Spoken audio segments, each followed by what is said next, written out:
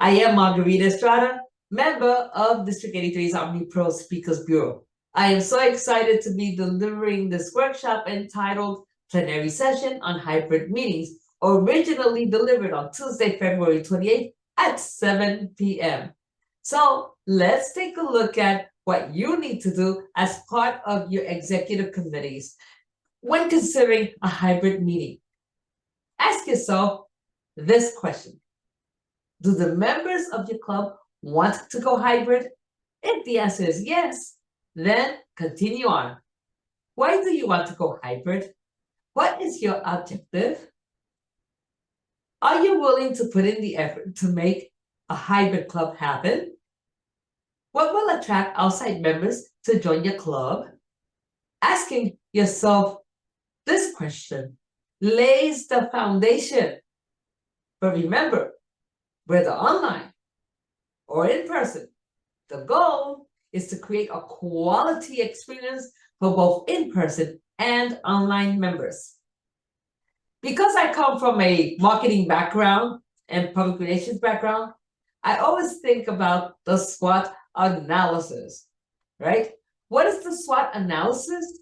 The SWOT analysis looks at the strengths, weaknesses, opportunities, and threats of anything that you are going to plan in the future, such as hybrid meetings. All right, so let's look at the strengths of a hybrid meeting. Strength number one, accessibility. This means that people that want to stay home, either because they still feel uncomfortable about the pandemic, or simply because they've gotten used to being home and they like the comfort, well, they can still access your club. And those that are in person that want that in-person experience can attend as well. Accessibility then creates continuity. Everyone who's a Toastmaster wants to become a better speaker, a better leader, and they want to complete their Pathways program. I'm thinking of competition, right? So this is why it's in my head. But anyway, they want to complete their Pathways goals.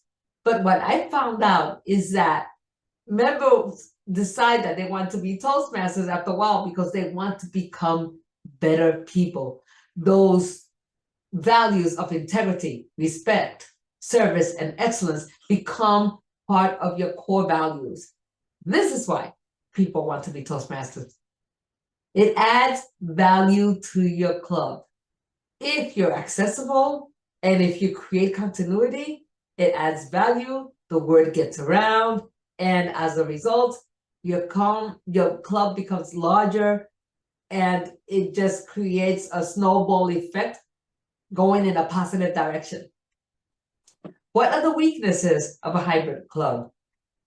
Ineffective Wi-Fi connection. That goes without saying. If the Wi-Fi connection is not adequate, your meeting will suffer. Digital inequity. And this, we found out, was a problem when the pandemic first started. Many of our members did not have maybe 4G or 5G internet, and as a result, their connection to the meetings suffered, right? You heard this right? The video was not clear because of digital inequity. It wasn't their fault. So hopefully more of our members will have more access, more broadband access, and that inequity will level off. Poor attention span. Did you know that every 10 minutes, people lose attention span when they're on Zoom? This means that you will have to create something that will keep them interested. And we'll talk about that later. Out of sight, out of mind. What do I mean by this? I'll give you a personal story. So I was attending my Dining to Speak Toastmasters meeting. I'm delivering my speech. I'm looking at my in-person audience, totally forgetting the laptop that's next to me with the online audience. I did not look to my online audience until one of my fellow colleagues told me, Margarita, you are forgetting the audience that is next to you. So this is what I mean by out of sight, out of mind. opportunities, right? Just like this guy's looking through the binoculars, there are opportunities. Creating a hybrid club means that you have a wider reach. You can access clubs around the world. We have many members in our Toastmasters family who belong to clubs in different countries, right? And this is one thing that the pandemic helped bridge bridge all of these clubs and bring them together. But here's what I'm really excited about. It's going to bridge generations. This is the golden opportunity. Do you realize that this is the first time that we have 5 generations alive, including in our Toastmasters family? First, the traditionalists, or sometimes called the silent generation, born 1925 to 1945. The baby boomers, born 1946 to 1964. Generation X, born 1965 to 1980. The millennials, born 1981 to 2000. And this is a generation that is first introduced to technology through video games such as Centipede, Mrs. Pac-Man, Tetris, right? And on and on and on. This came in the millennial generation. And finally, Gen Z, born 2001 to 2020. And this is a generation that was born into 9/11.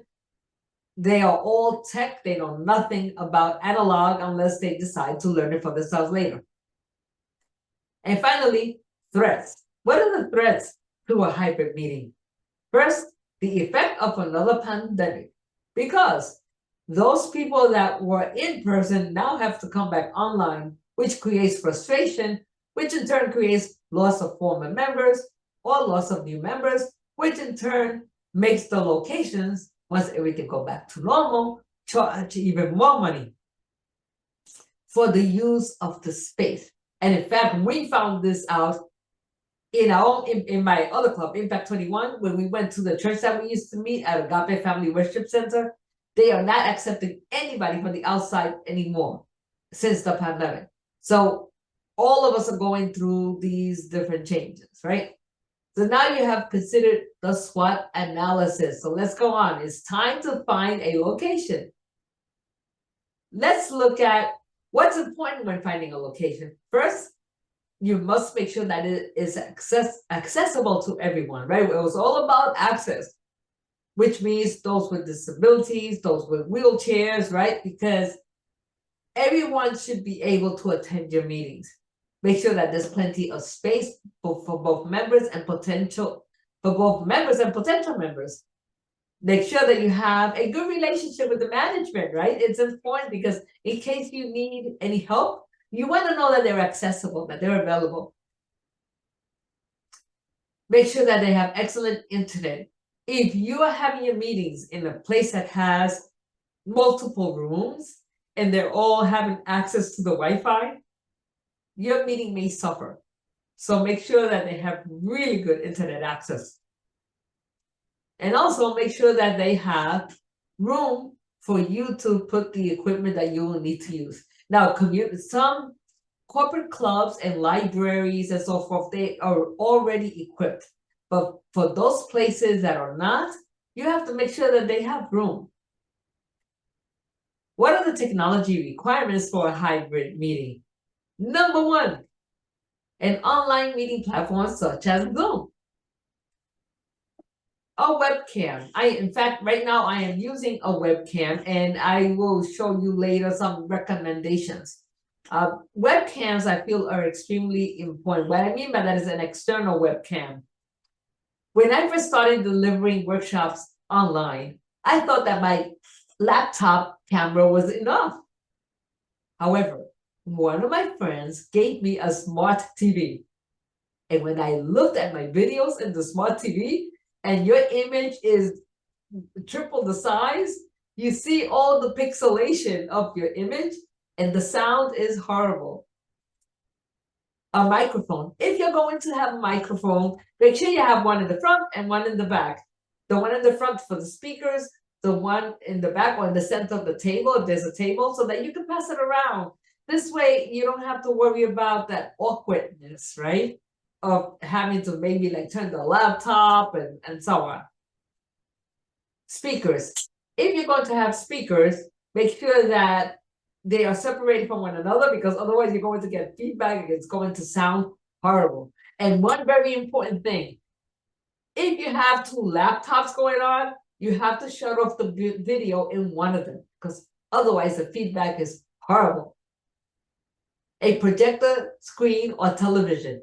But make sure that you do not forget the HDMI cord that connects your laptop to the TV.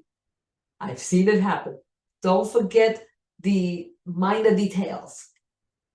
A phone, tablet, or laptop. This way you can set one in the front, so that this way you can look at the people online, and then you could face forward and look at your audience that is in person. And you could set one in the back as well. Remember to practice and to prepare. Do not wait until the day of the meeting to test the technology. I've seen it happen, right? So don't wait until the day of the meeting. Make sure that your virtual attendees are able to come into the meeting maybe 5 to 7 minutes before, so that they could test the audio and the visual, to make sure that everything is in order for them, or if there's any way that you can help them. Have your documents open and ready to share, such as the agenda, right? Very important. Find a solution to collect guest contact information. I've seen it happen. Let me tell you, sometimes a meeting is going on, especially if it's a really good, profound meeting. The guests express how much they like the meeting, and then you forget to ask them for the contact information. If you have a club that you have them register ahead of time, then that's not an issue, because you could always have their information. But if you have a club where you do not have the registration ahead of time, then it becomes a problem. So make sure that when you get to that moment where people express how much they enjoyed the meeting and that they want to join, right away say, please put your contact information in the chat. It's important to have a Zoom master for both in-house and online members, so that this way the burden is not on one person. It's important to support those that are your Zoom masters, because they are handling the effectiveness of your meeting. There may be some meeting adjustments that you may have to make along the way. Make sure that you designate a member or club officer to monitor the chat feature. And this is important, because what if an emergency comes up? What if a family member becomes ill of a member and they have to leave, right? So all of these things are important to look at. Monitor the performance of the online meeting platforms, such as Zoom. If you see that there's a lot of lag, that people sound like they're on the water, chances are that the Wi-Fi connection, there's something wrong with it. Have people shut off their cameras and put themselves on Zoom, on mute, with the exception of the speaker, and you'll see that that will improve things. Check for lags and delays. That goes without saying. Consider the 5 E's when planning a hybrid meeting. So, what are the 5 E's? Entice, educate, encourage, empower, and entertain. Yes, we all want to be entertained. So we'll talk about that later. First, how do you entice your members to welcome hybrid meetings? Well, first you talk it up. Let them know about the advantages, the fact that you're going to be more inclusive, that you're going to have people from all over the world attend the meeting. And, talk it up. Tell them about the advantages. Tell them that the location is an amazing location that welcomes both members and guests. You have a great relationship with the management of the location, right? So talk things up. And this is the most crucial part that you must emphasize, that you are focusing on the quality that both in-person and online members are going to receive, right? Because there are times that some people may feel a little cheated, so you want to emphasize quality amongst everything else. Okay, educate your members. In the beginning of the meeting, have a slide deck ready. showing Toastmasters initiatives, such as number 1, the values, integrity, respect, service, excellence. The Toastmasters promise. I can't tell you how many clubs do not show the Toastmasters promise. And it's very important to remind people that they promise to show up at meetings, that they promise to deliver speeches, that they promise to be contributing members. Any area contests that are coming up, like we're in contest season now, right? So show that. Any new initiatives that the international level is showing, or any babies that were born, any promotions, anything that highlights what your members are doing. Show it in the slide deck at the beginning. When people come in, they see it, they get excited, right? You're beginning something good here. The protocol. When the toast member, when the sergeant at arms opens the meeting, have them, after they read the club mission, have them state the protocol. Remember that when a person is speaking, make sure that you mute your mics so that there's no feedback. These are, your housekeeping rules. And tell them what Toastmasters is all about. Oh, this part you can give to the Toastmaster. Have the Toastmaster say what Toastmasters is all about, how it brings value through leadership, through speaking, through community, right? What Toastmasters is all about. Make sure that your online members speak first and your in-person members second. And you may be saying, but Margarita, why do you recommend this? Because when you have an online member speak, and then an in-person, and then an online member, and then an in-person, first of all, it doesn't create continuity. Second, it drives up Zoom masters crazy. And third, you want your online members to feel connected and not disconnected. So by showcasing your online members first, you are showing them that they are important and that they add value and that they belong. That space between online members and in-person is cut short. Encourage your members, especially those that are technology challenged. Remember, we have 5 generations in our Toastmasters Club right now, and many will be technologically challenged. And it's important that those of us who are not technology challenged help those that are. Let's have some patience, and possibly let's talk to them prior to the meeting, right? So that this way, if there's any glitches or any problems that they're encountering, that they're able to manage, right? And to do it. And they will feel so proud, and you will feel so proud that you helped them out. Empower your members. Provide them tools for successful participation, such as a PDF of how to have a successful Zoom meeting. And you can find that on Toastmasters.org under the resources. They have a graphic that you can provide for them. Make sure that you send them the agenda ahead of time, and links for the meeting should be provided ahead of time. So that this way your members are familiar, they know what's going on, right? And most importantly, if they have any questions ahead of time, they can be answered. Entertain your members. So this is the part that I'm excited to get to. Remember I told you in the beginning that every 10 minutes, your members will get bored. This is where the entertainment feature comes in. You can have a game, you can have awards, you can have music, and you can have a slideshow of past events. Every 10 minutes, have a little something that breaks the monotony and allows it to be a part. Gotta have one. Sorry. Okay, moving on. Remember that whether online or in person, the goal is to create a quality experience for both in-person and online members.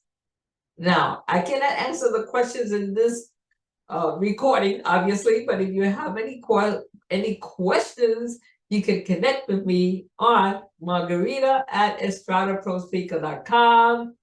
Here is my address, margarita@estradaprospeaker.com. Make sure that you contact me there. And on the slide deck, you will see links that will take you to the webcam that I have and other information that will be useful to you. Take care, God bless, and remember, if you have any questions, connect with me at Margarita at inspirational.speaker.com or omniprosb.com. Have a wonderful day. Bye now.